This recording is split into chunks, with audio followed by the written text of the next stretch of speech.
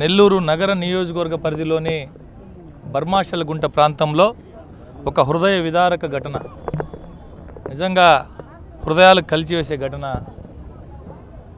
Fire accident జరిగి 13 ఇళ్ళు పూర్తిగా అగ్నికి ఆహుతవడం జరిగింది. అందులో ఇంకా దురదృష్టకరమైన సంఘటన ఏమిటంటే, ఒక దివ్యాంగురాలు 40 సంవత్సరాల వయసు ఉన్నటువంటి ఒక వికలాంగురాలు బయటికి రాలేక అగ్నికి ఆహుతవడం జరిగింది. సమాచారం తెలిసిన వెంటనే స్థానిక కార్పొరేటర్ అస్మా మైనుద్దీన్ గారు, స్థానిక శాసనసభ్యులు, రాష్ట్ర మంత్రివర్యులు డాక్టర్ పొంగూరు నారాయణ గారి దృష్టికి, అలాగే జిల్లా అధ్యక్షులు అబ్దుల్ అజీజ్ గారు, మాజీ మున్సిపల్ చైర్మన్ తళ్లపాక అనురాధ గారు అందరికీ దృష్టికి తీసుకురావడం జరిగింది. వాస్తవానికి ఈ ప్రాంతానికి నారాయణ గారు రావాల్సి ఉన్న ఈరోజు ముఖ్యమంత్రి గారితో రాజధాని అమరావతి మీద విజిట్, అదేవిధంగా తర్వాత సమీక్ష ఉన్న సందర్భంగా నారాయణ సార్ గారు రాలేని పరిస్థితుల్లో వెంటనే జిల్లా అధ్యక్షుల వారికి, మాజీ మున్సిపల్ చైర్మన్ గారికి, అదేవిధంగా నారాయణ సార్ ఆఫీస్ తరఫు మొత్తం చూసే ముప్పాళ్ళ విజేత గారికి మమ్మల్ని అందరినీ కూడా అలర్ట్ చేసి ఇక్కడికి పంపించడం జరిగింది.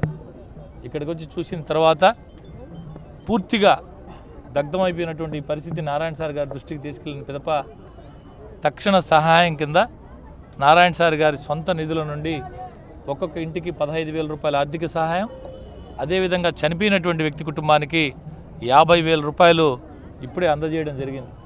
ఇదే కాకుండా రెవెన్యూ అధికారులతో మాట్లాడి హుటాహుటిన ఆర్డీఓ గారిని కూడా ఇక్కడికి నారాయణ సార్ పంపించడం జరిగింది. తక్షణ సహాయం కింద 5+3 8,000 రూపాయలు ఒక్కొక్క కుటుంబానికి రెవెన్యూ అధికారులు అందించారు. ఇదే కాకుండా నారాయణ సార్ గారు ఇవాళ ఈ అమరావతి రాజధాని మీద సమీక్ష ఉంది, రేపు ఎల్లుండి అసెంబ్లీ సమావేశాలు ఉన్నాయి, అయిపోయిన వెంటనే ఇక్కడికి వస్తారు.